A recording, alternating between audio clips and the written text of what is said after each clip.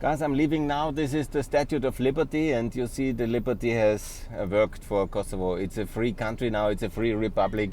They have the Statue of Liberty here, and they are fighting for freedom, and they have fought for freedom. They are now free, and it works. Of course, you know, there's a bit of Mediterranean chaos on the streets, and there is a bit of a situation everywhere, but it works. Here's the university hospital where we were at the beginning of the trip. Here is now this exit road towards Skopje. You know that already. I've shown you these high-rise buildings who are going to Ferisai. Here you see the Statues of Liberty, and that's really very significant. You see the Statue of Liberty, and behind it there is obviously the heating, the district heating, and here is the Kosovo flag. And I say goodbye to the Republic of Kosovo. Still we have some time, because now I will show you the western part, the road towards the wine lands and the Prizren, and this amazing cultural capital Prizren, the ancient historic place which was so contested between the people of the Balkans, and it's quite amazing. And here you see obviously these skyrise buildings, a lot of residential developments all over the place, and it's quite amazing, specific. And here you see a little bit of future construction land. I guess they are building now intensively to build the next level of development. Here you see there could be, of course, still 5-6 skyrise buildings, and this will be happening. Now we are on the exit road towards the south.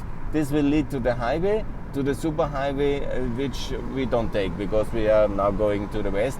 There is also a decent 2-lane exit road like this towards the highway to Albania. That's here a very beautiful road. Here, of course, that's quite impressive that they have 3 lanes.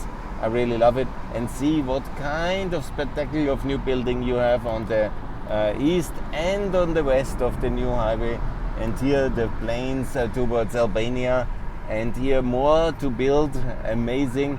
And we are now entering this hill, and after that hill you are in that area which is called Gračanica, Čaklavica and Havali, and that's where the new capital is built, a new administration capital, the Palace of Justice, and also a lot of the city administration, the country administration is built now in order to decentralize Pristina, because classically all the places, all the municipal areas and the government buildings were in the center of Pristina.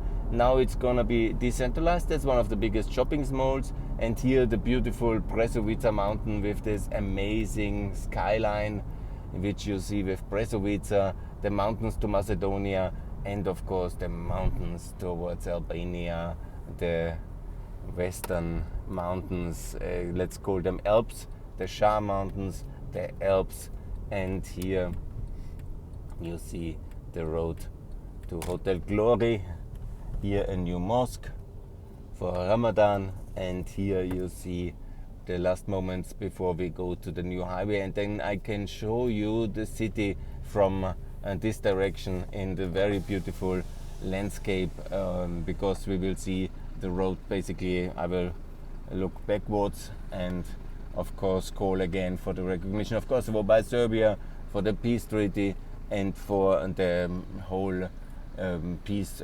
architecture, EU 37. And that's the reason for my trip.